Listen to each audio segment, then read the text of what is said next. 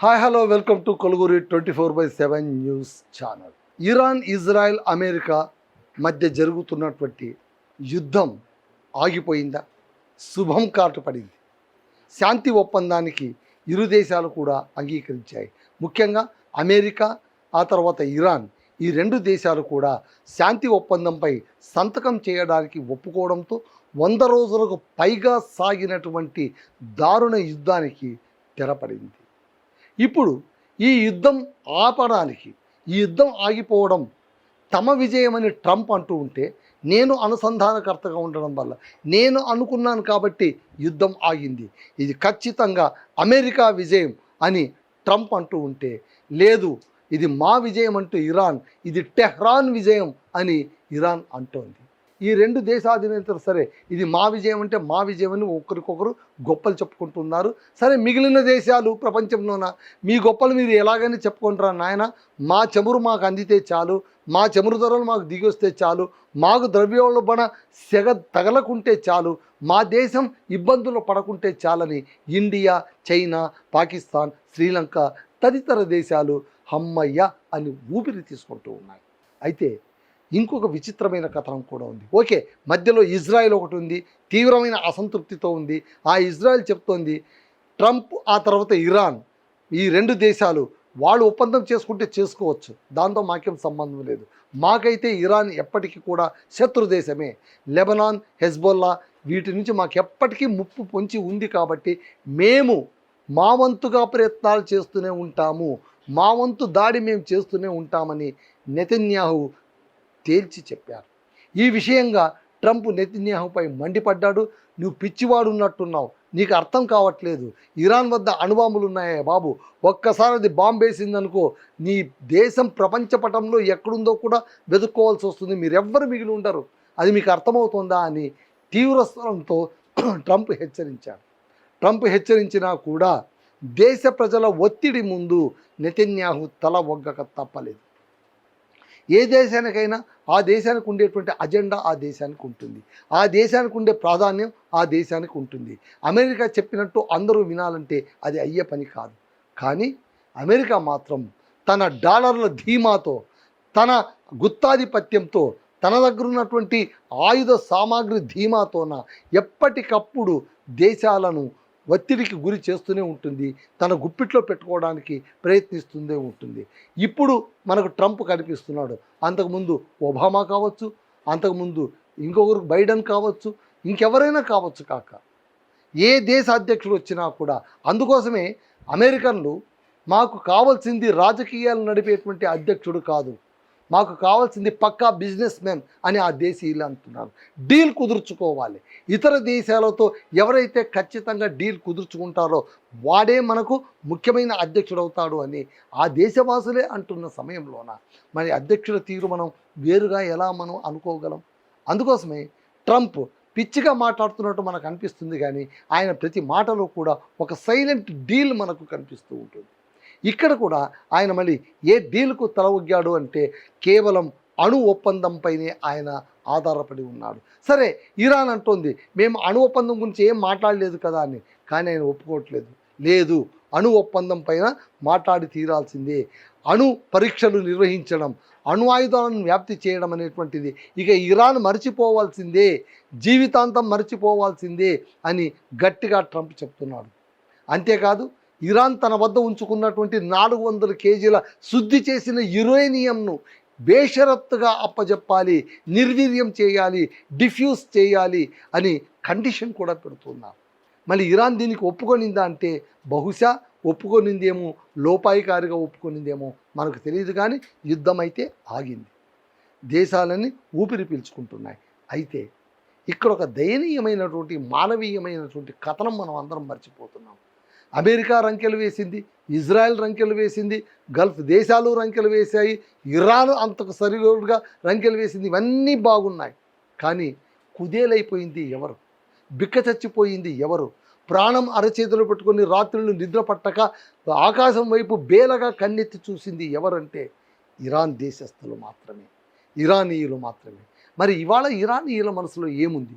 ఈ యుద్ధం ఆగిపోయింది కదా, ఇరానీయులు ఏమంటున్నారంటే ఇది టెహ్రాన్ విజయమని మన దేశాధినేత అంటూ ఉన్నాడు, లేదు అమెరికా విజయమని అమెరికా అంటోంది. ఎవరు ఏమనుకున్నా పర్వాలేదు, మాకు మాత్రం ఇది ఒక పెద్ద ఉపశమనం అని 45 ఏళ్ల వయసున్న ఇరాన్లోని ఒక ఉపాధ్యాయుడు అన్న మాటలు ఇవాళ మనం అందరం కూడా తరిచి తరిచి చూసుకోవాల్సినటువంటి స్టేట్మెంట్గా అనిపిస్తుంది. మళ్ళీ ఒక ఉపాధ్యాయుడు అంత మాట ఎలా అన్నాడు? దీని గొప్ప విజయంగా ఆయన ఎందుకు తీసుకోలేకపోతున్నాడు?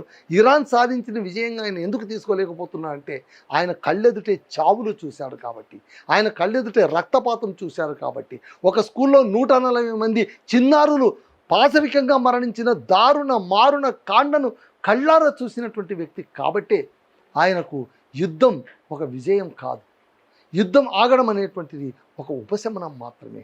It's a relief, that's all. అంతకు మించి ఇంకేమీ లేదని చెప్తున్నాడు. కాబట్టి ఆ విషయం గురించి ఇవాళ మనం చర్చించుకుందాం. సో శాంతి ఒప్పందం అనేది ఇరాన్కు ఉపశమనం మాత్రమే.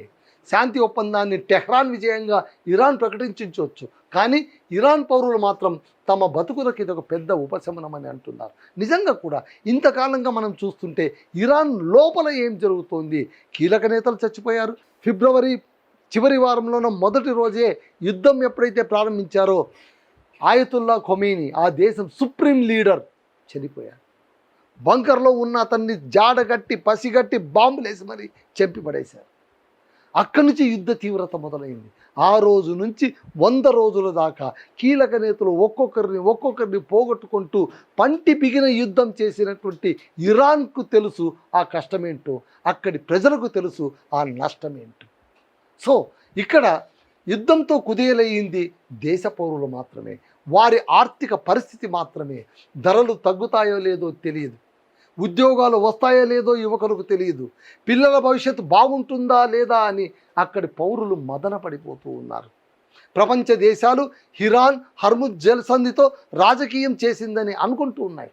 ప్రపంచ దేశాలు ఏమనుకుంటున్నాయంటే వీళ్ళకి హార్మోజ్ జలసంధి ఉంది, అంతర్జాతీయ జలసంధి ఉంది, దాన్ని పట్టుకొని ఇరాన్ ఇంత రాజకీయం చేస్తోంది, ఇది చాలా ఖతర్నాక్ దేశం అని అందరూ అనుకుంటూ ఉండొచ్చు కాక, మన భారత్తో మొదలుకొని అందరూ అనుకుంటూ ఉండొచ్చు కాక. బట్ ఇరాన్ రాజకీయాలు చేసిందో లేదో తెలియదు, కానీ ఆ దేశ ప్రజలు మాత్రం రోజు కన్నీళ్లు కార్చారు, రోజు వాళ్ళు బిక్క చచ్చిపోయారు, రోజు ప్రాణాలను అరచేతిలో పట్టుకొని బాంబుల మూతల మధ్య బతుకు సాగించారు. ఇది కఠిన వాస్తవం. గత కొన్నేళ్లుగా చమురు రవాణాపై ఆంక్షలు విధించడంతో విదేశీ మారక నిల్వలు ఘోరంగా తగ్గిపోయాయి. అమెరికా చమురును విక్రయించుకోరాదని తీవ్రమైనటువంటి ఆంక్షలు విధించింది. విదేశాల్లో ఉన్నటువంటి నిధులను ఫ్రీజ్ చేసి పడేసింది. ఒక దేశాన్ని కుదేలు చేయడానికి ఏమేం చేయాలో అవన్నీ కూడా అగ్రరాజ్యం తన పెత్తనంతో చేసిన మాట అయితే కఠోర వాస్తవం. మరి విదేశీ మారక నిధులు లేవు, చమురు వాణిజ్యం నిలిచిపోయింది, మళ్ళీ ఆ దేశం ఏమైపోవాలి? కేవలం చమురు రవాణానే ప్రధాన ఆదాయ వనరుగా ఉన్నటువంటి ఇరాను మళ్ళీ ఎంత కుదేలైపోయి ఉంటుందో మనం ఆలోచించాలి కదా. సరే, ఈ దేశం పైన మీరెందుకు జాలి చూపిస్తున్నారు? ఈ దేశం అంతా సామాన్యమైందా? మళ్ళీ అది చేయవలసిన ఘోరాలని చేసి, ప్రతి దేశం కూడా చేయవలసిన ఘోరాలు నేరాలు ఎన్నో చేసేస్తూ ఉంటాయి. నేను దేశం గురించి మాట్లాడట్లేదు, ఆ దేశంలో ఉండే సాధారణ పౌరులు, సగటు మనిషి గురించి మనం ఆలోచించాల్సిన సందర్భం వచ్చింది.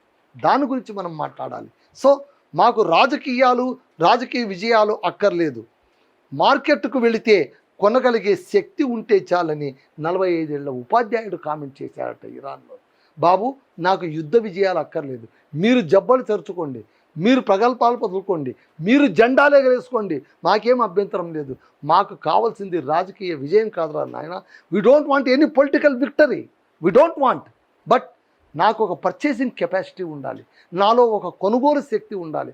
నేను మార్కెట్కి వెళ్తే 10 రూపాయలు పెడితే 4 కూరగాయలు నా సంచిలో వచ్చి పడితే చాలు, నా కుటుంబం బాగుంటే చాలు, అది కదా నాకు కావాల్సిందని 45 ఏళ్ల ఉపాధ్యాయుడు చేసిన కామెంట్ ఇవాళ సోషల్ మీడియాలో హల్చల్ చేస్తోంది అన్నమాట. కాబట్టి శాంతి ఒప్పందంతో యుద్ధం ఆగింది, కానీ సాధారణ ప్రజల జీవితాల్లో నిజమైన శాంతి వచ్చేసిందా? అది రావాలంటే ఇంకా ఎన్నేళ్ళు పడుతుంది? ఈ యుద్ధ ప్రభావం నుంచి బయటపడాలంటే ఇరాన్కు ఎన్నేళ్ళు పడుతుంది? ఇరాన్ ప్రజలకు కావాల్సింది ఒక్కటే, బతికే హక్కు, బాగుండే భవిష్యత్తు. ఇవి రెండు కేవలం ఇరాన్ ప్రజలకే కాదండి, ఏ దేశ ప్రజలకైనా కావాల్సింది బతికే హక్కు, శాంతియుతంగా బతికే హక్కు. ఉజ్వలంగా కనిపించేటువంటి భవిష్యత్తు. ఆ భవిష్యత్తు తమ కోసమే కాదు, తమ తరాల కోసం కూడా కావాలి. ఇండియా పరితపిస్తుంది అదే, ఇక్కడ ఇరాన్ పరితపించింది కూడా అదే.